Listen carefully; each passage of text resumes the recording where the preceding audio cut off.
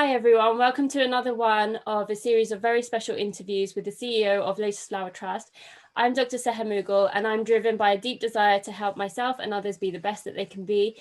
As I learn more about the world of self-development, I'd like to share my learnings with you all and hopefully further the cause of an incredible organisation that I strongly believe in. With that said then, it's a true pleasure to have John with me to share more about past work in Ladakh, India, some of his wisdom gained and some of the projects in progress in that area. Ladakh is in the high Himalayas, bordering Tibet, China and Pakistan. It is the remotest part of India with a population of 250,000. With the three highest navigable passes in the world, Ladakh is known as a place of high passes as well as Little Tibet. Temperatures range between 8 to 20 degrees Celsius in the summer and can go down as low as -5 to -30 degrees Celsius in the winter. It is a high altitude desert and a very harsh place to live. It's the only place in the world where Tibetan Buddhism is still practiced. The Dalai Lama has his summer palace here. Lotus Flower Trust has funded 35 projects in Ladakh, and as far as we know, is the only international charity working here, which makes their work here even more important and valuable. So without further ado, John, hi, how are you? Well, good morning, fine. Happy New Year. I know it's a bit delayed really, because we're kind of in like mid-February almost. And only seemed yesterday. Yeah. So I think we'll just go straight into it. So because we've talked about Ladakh and some of the projects before, just between me and you, but it'd be lovely to share it with everybody else that's interested in finding out a little bit more. So I guess we could start with one project that's kind of really impacted you in Ladakh. Well, the most important thing to know about Ladakh is very high. It's in the Himalayas. It's above 3,500 meters, most of it. And we've done, as you've said, 35 odd projects there, which range from schools to a lot of very important work with special needs people. And we've now started to work with high altitude villages, ones that are probably above 4,000 meters. These are remote villages that are fed by glaciers for their fresh water, for their crops, their animals, and for themselves. So the water runoff from the glaciers comes down the streams, and that's what is used for the villages. And I met a man called Norfel, who's called the Iceman of India. He'd invented a system which could improve the situation, because if in these villages, which have populations around 600 to 1,500, if they don't get fresh water, eventually they will abandon their villages. And that, in that terms, for them, it means they abandon their farming traditions, they abandon their homes, they abandon a way of life and all their traditions and history. And it's a great shame, because all these individual villages are very, very different. So if you can find a way of supplying water for them, that's great. Now, they're not people who are very wealthy. Most of Ladakh is a one-crop country. I mean that they only can have one crop in the year. So the growing season is something like June, May, June to early September, and then that's it. So they get one crop. So what has been devised by Norfel, which has been progressed by ourselves, working with my engineer, he's a Ladakhi, because we're working with indigenous people all the time. He can install them. He's a very good builder. And he came to me and said, the village of Ursi, high in the mountains, is desperate to have water, because if they can't get water, then they're going to have to abandon the village.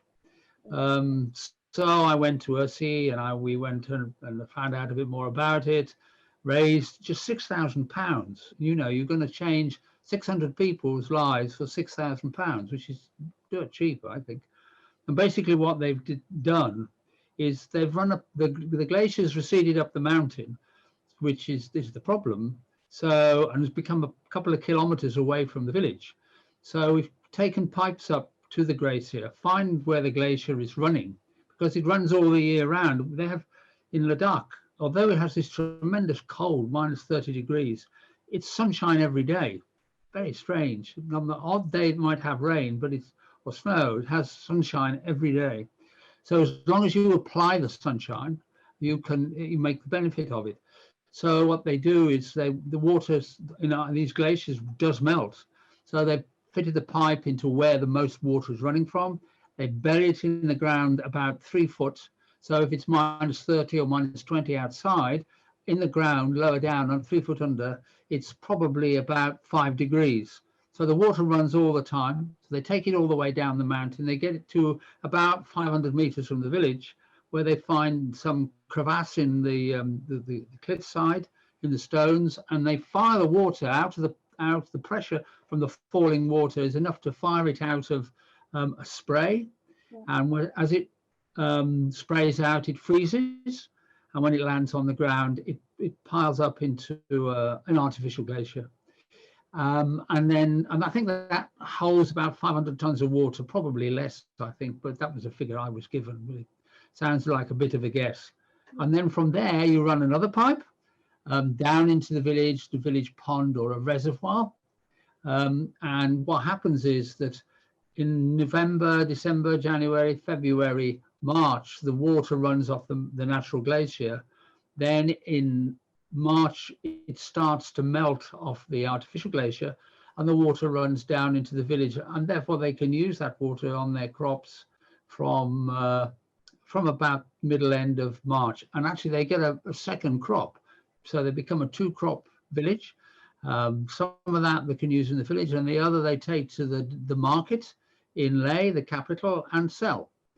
So it's a win-win situation for the villagers. And I know that the feedback I've had from Earthsea Village is fantastic. And not only that, we've been approached now by a village in Lamayuru, another one in Zomal. They all have lovely names. Oh, and what's its name? There's a third one as well. It's near a place called Fatoxa. Anyway, those 3 we have already funded, 3 more artificial glaciers. And now I'm trying to fundraise for 4 more, all of which are about £6,000. There is a very big village called Sabuayu. There, the village is 2,500 people. It's a different situation. They have very open ground there. So we do a thing with stepped lakes, 3 lakes. And unfortunately, to put that in costs about £22,000, I think. So I've yet to find somebody who's prepared to put any money up for that one, but we will one day. We will. Yeah. So it's a good project. Yeah, no, it sounds so the artificial glaciers. That was the first time you told me about them, where I was kind of blown away. I thought it was really fascinating. Well, the good thing is I get to travel up there. You see, that's the most adventurous. It has to be adventurous. I mean, the villages are wonderful. The villagers are wonderful. The villages are great to go around. The countryside is beautiful, and of course you get yaks up there and all sorts of lammergeier birds and various other things. So it's exciting as well, working in areas like that. So I'm very happy to be up there. No, absolutely. And how long does it take usually to build or implement like an artificial glacier? Well, once we got the money, no time at all. It's not a difficult thing. The villagers work on the project as well, so everybody's involved. Obviously, Rigzin, my engineer, he supervises it. He brings his own team in as well. Yeah. And Ladakis normally aren't very good as labourers, so he employs people from the states of Bihar and UP Uttar Pradesh, and very good the men from Nepal are excellent builders. So he builds some of them to the project, but normally the villagers dig that trench 3 foot deep from the high altitude all the way down to close to their village, which is really good. So everybody's participating in it. So it's very much, they have ownership. I'm a great believer in people having ownership of what they do. You know, whatever project we do, first of all, we can only do what people ask us to do. You mustn't do no good point building an artificial glacier if they don't want it. Yeah. I mean, I was approached to build a centre for special needs people. So that's fine, but you couldn't go along and do it, you know, just yourself. Oh, it's a good idea, and then sort of foist it on the villagers because they won't have anything to do with it. So it's very much becomes a family event actually. Yeah. And we have great ceremonies. They do great ceremonies and singing and playing various instruments, and They Yeah, love to I can dance, imagine it's traditional really- dress, and it's very moving. yeah. And with the artificial glaciers, like how sustainable do you feel that they are? Like how long do they last? Is it something that kind of With only pipes, so it's only have to replace the main pipe. So if the glacier goes off back up the mountain, they just got to need some more pipes. So it's not expensive to repair or to extend. And then of course Rigzin is always on hand to help and advise them. yeah. So it's a good project, I think. It's a good Yeah, project. no, absolutely. And I know that kind of we plan to hopefully when things kind of normalize to some degree that, you know, we can go out there or I can join you and kind of see it as well. Yeah, Um, yeah. and I know kind of you're also thinking about some of the other projects that are happening in Ladakh at the same time. So one of them is the girls and boys hostel in Shishakil. Tell me a Yeah, little bit yeah. more about that, because I know you've told me before, and I know like I'm kind of trying to ensure that I can come along with you as well. And Yeah. potentially we might put a small group of people together. That would be very nice. I mean, But the number one thing is not going to Ladakh. The most important thing is they can cope with me. oh, I'm sure they'll be As you fine. know, they've got to be able to cope with me, because I mean, we don't go on a holiday. That's the thing everybody feels. I'm into this thing about responsible travel.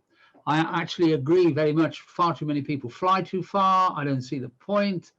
Just having 2 weeks away. I've never done it in my life. If you're going to go somewhere, you're going to go somewhere and do something that is worthwhile. So I'm a great promoter of responsible travel. So if people come with me, the reason for coming with me is first of all, they have to raise a little bit of money, because they must contribute to the work we're doing. And then possibly they involved in the culture of the place we go to, and prepared to put up with all the hardships, because can be, I mean, it's not horrendously tough. You have to remember I'm slightly over 47 now, so you know I look after myself. But you know, they've got to be prepared that it's not going to Benidorm, and it's not. It's much more exciting. It's much more rewarding. Definitely. So to go to Shishakul, I did a project 12 years ago with a great friend of mine, Rod Pashley, and his company. He asked me to find a project for him, and I'd met the monks from Shishakul. There's a monastery at Shishakul. There are two monasteries at Shishakul. There's the old monastery and the new monastery, and I've been involved with the monks there for maybe nearly 20 years, I suppose. They're brilliant. I mean, they're wonderful. I love them dearly, and they have obviously youngsters. It used to be tradition in remote areas of Tibet and Ladakh that your eldest child, I think it was the eldest child, became a Buddhist monk.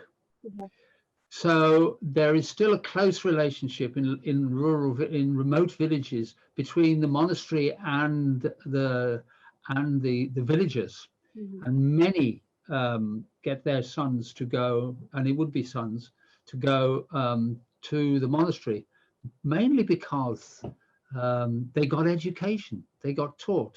So I went to Shishakul once many years ago, and discovered all these little boys. It was I think about 20 of them, in what they were described as cells. I've never been in anywhere so cold in my life.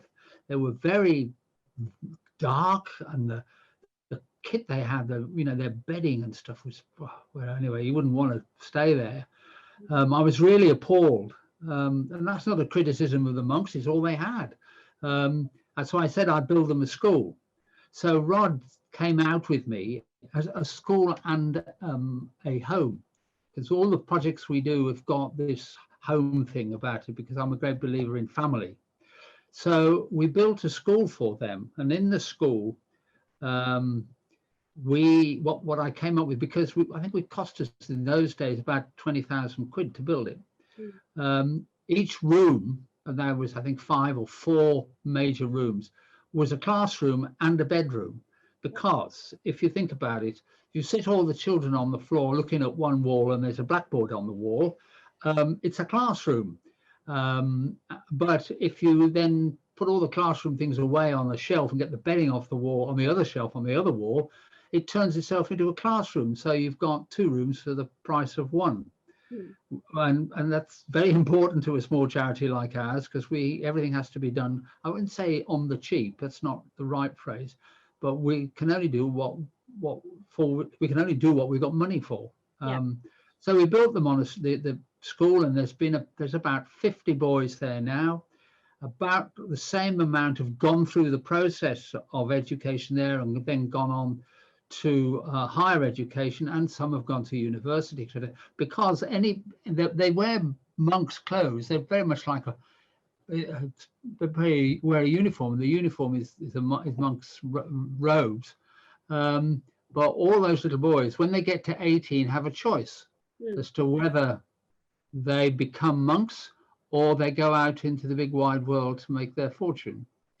Not many make a fortune, I have to tell you, but it's become so popular that, and by the local villagers, the one thing that is wrong with it, I've always said, is there are no girls there. So they now want to take in girls, but if they take in girls, we need more accommodation, or they need more accommodation.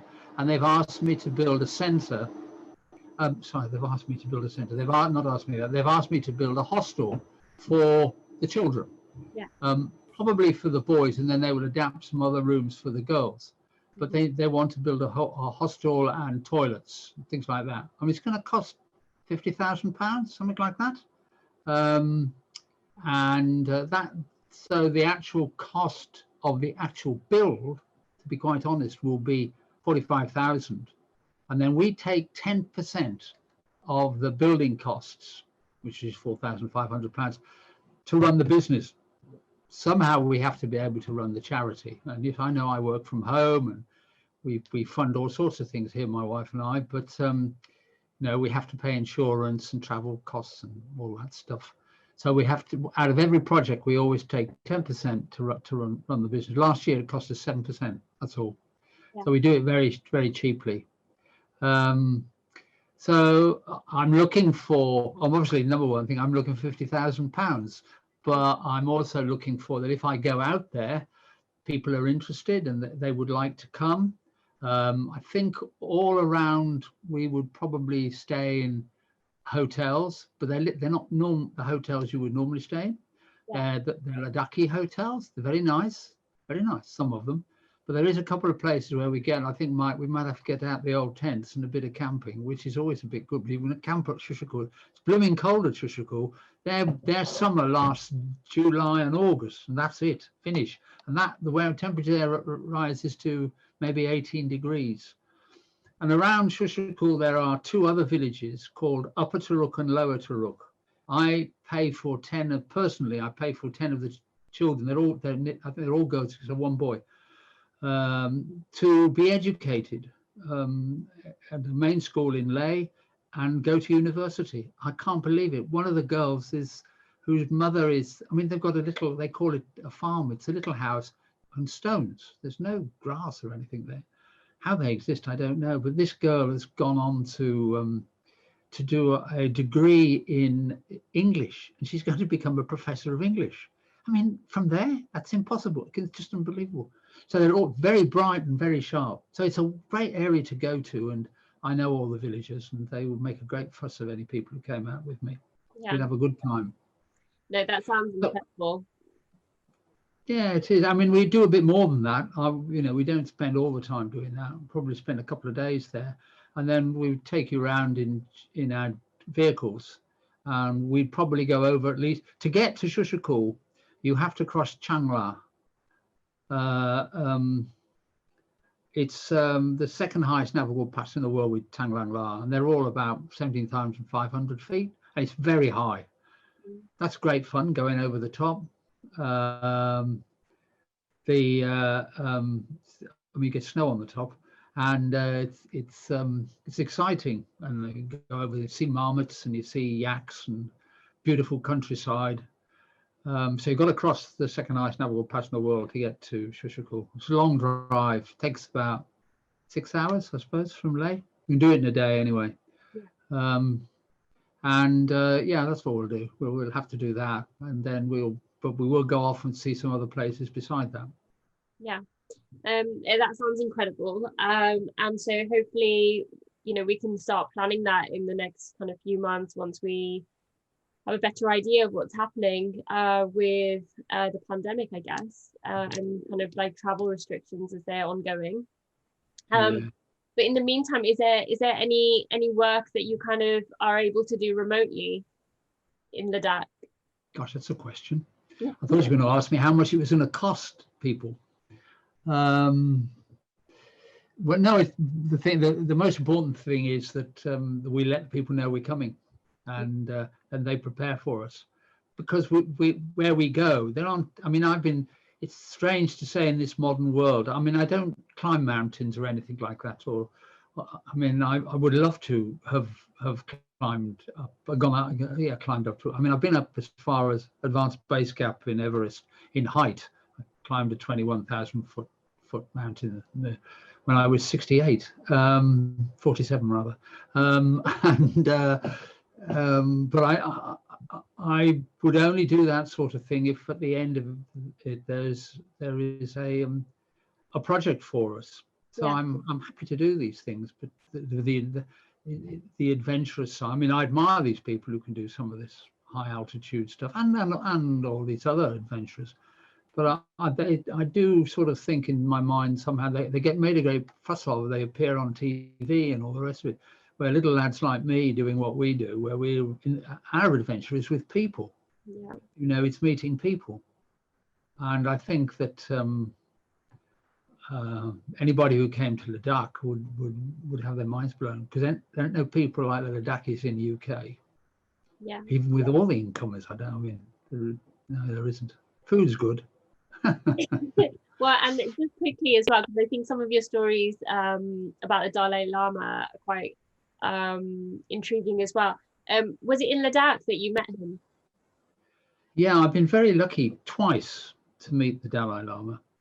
On the back of, funnily enough, two groups of Scots students when I used to do leadership development work for, like with yourself.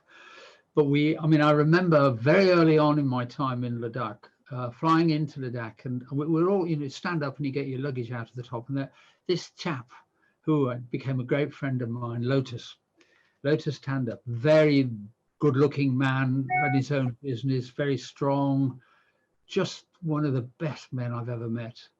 And he and I were great friends. He died on the mountains at the age of 42 or 44, when this enormous rock fell down the mountainside and wiped him off the face of the mountain and killed him, bounced him down the valley. Dreadful, absolutely dreadful. He was the most lovely man. But he was there saying, John, you got to come, you got to come, you got to come. So I had to rush through all the people, and he took me out. I had no idea where I was going. I didn't go through customs or anything like that. We just went through a gate, and we had to drive to the Dalai Lama's summer palace, where I was met by the headmaster of the local school, who sort of looked me over and sort of said, "Oh, you'd be all right to bring your kids to meet the Dalai Lama." So we got to the camp, we had lunch, and then after lunch, we piled off to see the Dalai Lama in his summer palace. It was the funniest one. He was so funny. And he has a most wonderful laugh where he starts very, very low and it goes all the way up the octaves to very high squeak. I mean, it's hilarious. And the kids thought he was just the best. And the thing I learned from him, more than anything else, and it affected my life in a way. So he was the Dalai. Somebody asked a question about China and what had happened to Tibet, which is appalling, and that's now what's happening to the Uyghur people. And if they could get into Ladakh, that's what would happen to the Ladakhi people.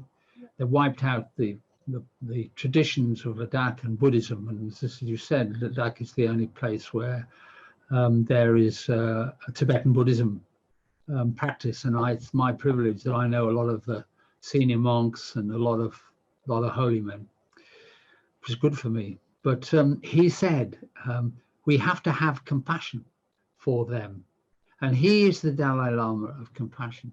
And if you've read any stuff about him, it's good to read about him. He practices what he preaches, compassion.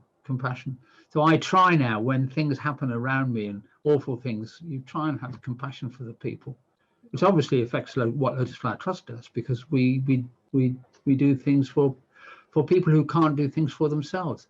And that'll be the lovely thing for anybody who comes to Ladakh with us. Nobody else is going to go to Shusharkul if Shusharkul is the project we do, because we have projects that cost less than the 50,000 that Shusharkul costs. Nobody else is going to do it. Seher, nobody else.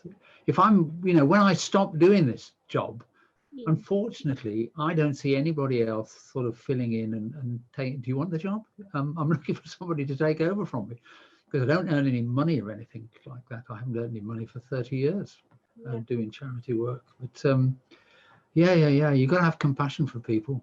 So when you want to slam your boyfriend or whatever it is, you've got to start from the compassion end and work forward. Yeah, Anne has a lot of compassion for me, my wife.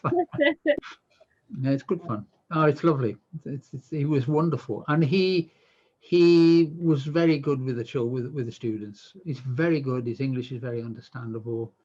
Yeah, it was one of the best things of my life, and it was a strange story, because when we were coming back by vehicle down the mountains, the weather was appalling, and the snow was so high, and we had a big expedition bus, and we got to a place over Baraloshila, and I thought, this is not right. We've got to do something about this. And do you want me to tell this story?